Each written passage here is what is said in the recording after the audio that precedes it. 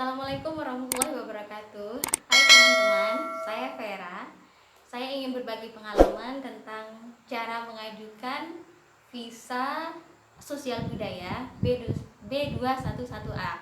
Di mana visa ini dulu saya ajukan karena saya ingin mendatangkan calon suami saya yang berkeluarga negaraan Mesir ke Indonesia dengan tujuan untuk menikah di Indonesia.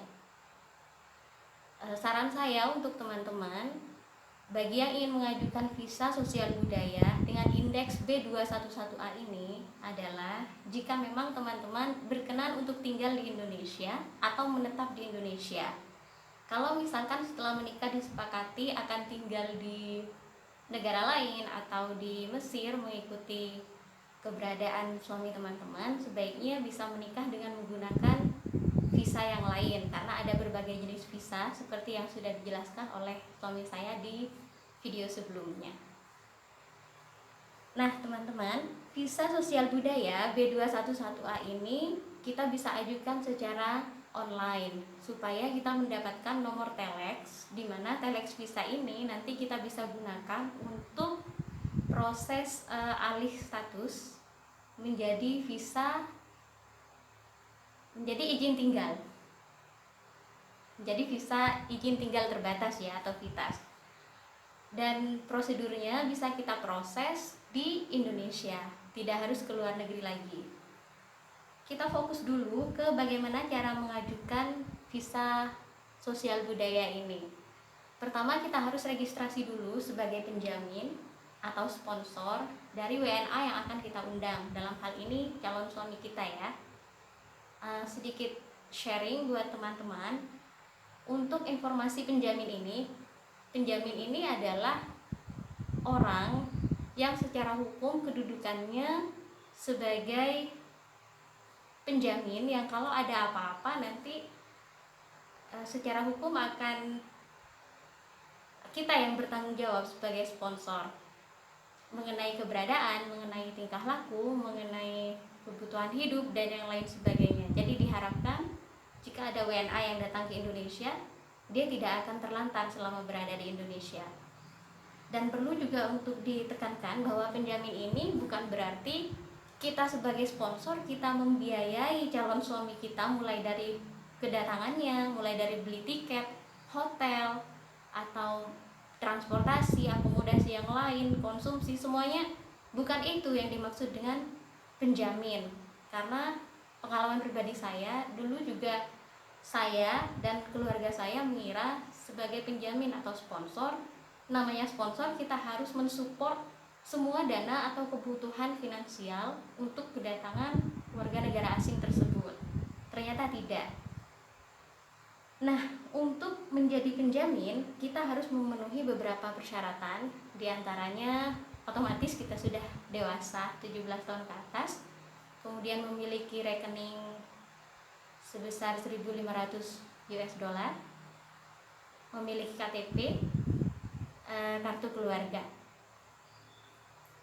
Untuk registrasi secara online menjadi penjamin, kita bisa masuk ke akun visaonline@imigrasi.go.id.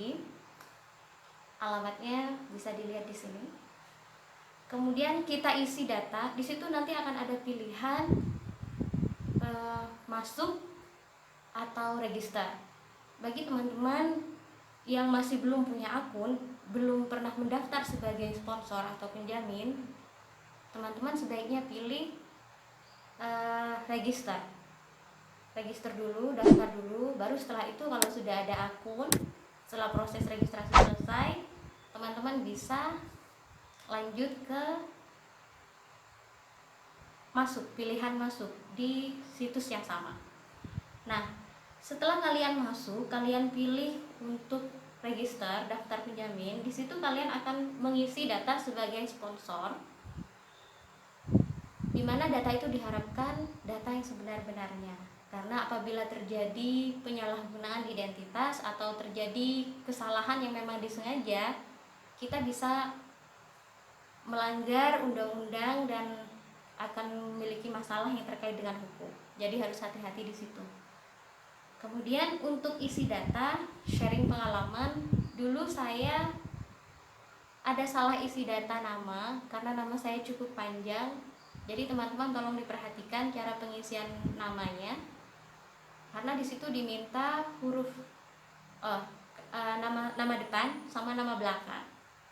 Jadi kalau misalkan namanya Siti Aisyah, jadi nama depannya Siti, belakangnya Aisyah.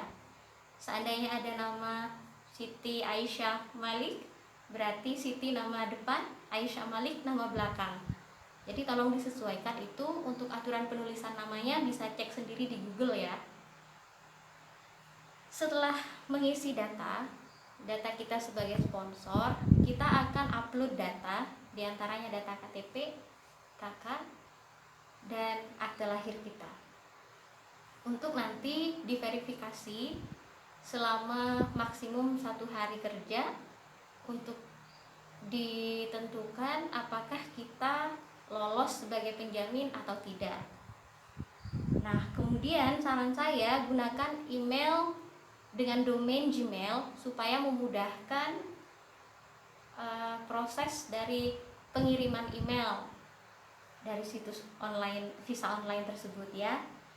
Dan setelah 1 hari teman-teman bisa cek, teman-teman akan mendapatkan notifikasi email apakah teman-teman ditolak atau diterima sebagai penjamin. Nah, pengalaman saya, karena saya pernah melakukan kesalahan di penulisan nama depan dan nama belakang.